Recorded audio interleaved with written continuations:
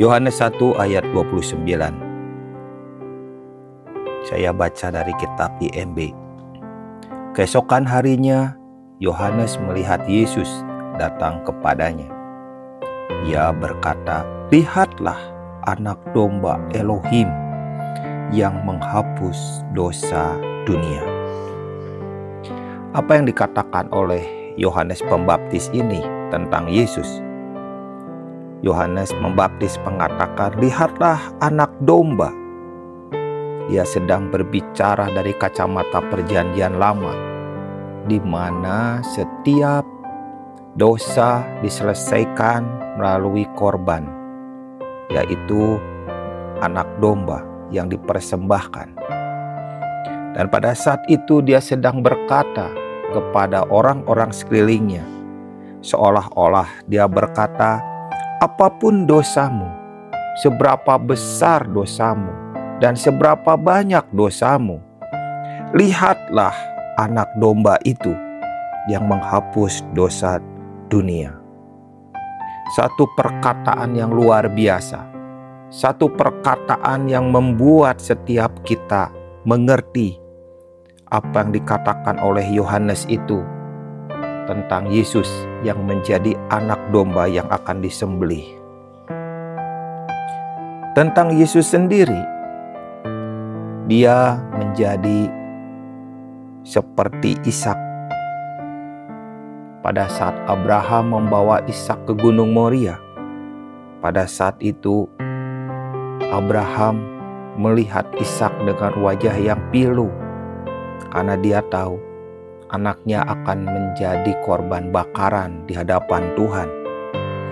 Korban bakaran itu artinya dia akan diikat, dia akan ditaruh di kayu bakar, dia akan disembelih, lalu dia dibakar sampai habis dan berubah menjadi abu. Abraham mengenal betul tentang bagaimana membawa korban bakaran di hadapan Tuhan. Dan ketika Tuhan meminta Ishak, Abraham gak main-main. Abraham dengan segenap hati mempersembahkan Ishak di hadapan Tuhan. Dan itulah yang Tuhan lakukan ketika Abraham mempersembahkan Ishak. Tiap detailnya itu diperhatikan, mulai detak jantungnya Abraham, dari perjalanan pertama dari rumahnya sampai ke Gunung Moria, sampai ketika dia mengangkat pisaunya siap untuk mempersembahkan anaknya. Pada saat itulah detik demi detik berjalan dengan begitu berat. Tidak mudah buat Bapa Surgawi melihat pemandangan itu. Sampai akhirnya Abraham dihentikan karena Tuhan tahu apa yang diperbuat Abraham itu benar-benar, tidak main-main, tidak pura-pura. Perjalanan Abraham itu menjadi sebuah perjalanan yang penting. Dan pada saat itu Ishak digantikan oleh domba jantan yang tanduknya terkait oleh ranting. Dan pada saat itulah Abraham mempersembahkan korban pengganti di mezbahnya. Yesus sendiri menjadi korban pengganti. Dia menggantikan kita. Dia menjadi pengganti yang seharusnya kita yang disalibkan, kita yang dihukum, kita yang terkutuk, dan kita yang terbuang. Yesus menjadi pengganti dan Yesus menggantikan kita. Karena itu saya suka menyebutnya dengan salib pengganti. Dengan analogi salib pengganti, itu jauh memudahkan saya lebih memahami tentang karya salib Yesus untuk kita semua.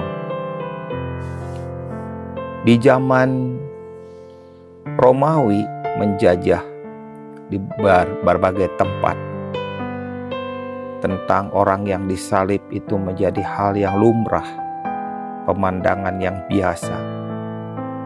Mungkin bukan ribuan, mungkin puluhan ribu, atau mungkin lebih lagi orang-orang yang disalib di zaman Romawi. Tetapi ada salib yang berbeda, yaitu salib Yesus, salib Putra Tunggal Bapa, yaitu salib pengganti. Salib yang seharusnya kita yang disalibkan, tetapi Putra Bapa itu menggantikan. Itulah yang dimaksud oleh Yohanes Pembaptis. Ketika dia melihat Yesus, dia berkata, "Lihatlah anak domba Elohim yang menghapus dosa dunia." Itu yang terjadi, dan itulah yang benar-benar terjadi. Salib pengganti.